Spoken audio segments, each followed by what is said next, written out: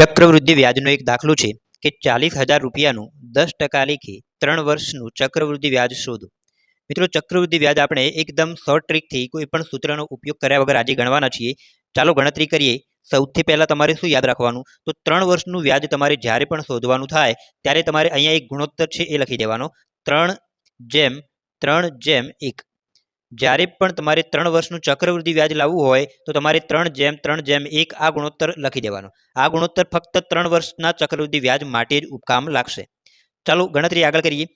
આ ગુણોત્તર લખ્યા પછી તમારે શું કરવાનું? તો તમને જે રકમ આપેલી છે મૂડી 40,000 રૂપિયા, એના જેટલા પણ ટકા તમને કીધા હોય એટલા ટકા તમારે નીકાળવાના.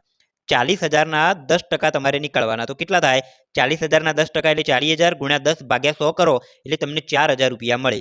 એ 4,000 તમારે અહીંયા નીચે લખવાના, પહેલા 3ની નીચે.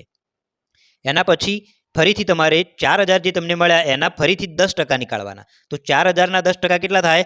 4,000 ગુણ્યા 10 ભાગ્યા 100 કરીએ એટલે સાદું રૂપ આપવાથી આપણને મળશે 400 રૂપિયા.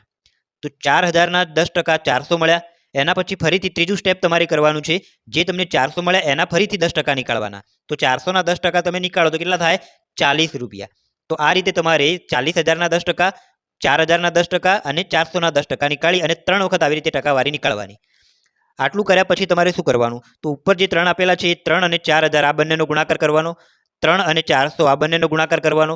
1 અને 40 આ બંનેનો ગુણાકાર કરવાનો. તો એ ગુણાકાર કરી અને સંખ્યા આપણે નીચે લખીએ. 4,000 ગુણ્યા 3 કરીએ તો મિત્રો આનો જવાબ મળે છે 12,000.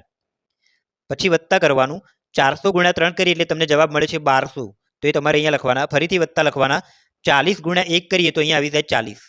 આ જે 3 સંખ્યાઓ મળી એનો તમારે સરવાળો કરી દેવાનો એટલે તમને ચક્રવૃદ્ધિ વ્યાજ મળી જાય. 12,000 અને 1 એટલે 13,240. તો આનો ફાઇનલ આન્સર મળે છે મિત્રો 13,240 રૂપિયા. તો આ રીતે આપણે 3 વર્ષનું ચક્રવૃદ્ધિ વ્યાજ કોઈ પણ સૂત્રની મદદ વગર ડાયરેક્ટલી પણ શોધી શકીએ છીએ. એના માટે તમારે યાદ ફક્ત આટલો ગુણોત્તર રાખવાનો છે, 3/3/1. આ ગુણોત્તર ફક્ત અને ફક્ત 3 વર્ષના વ્યાજ માટે જ છે.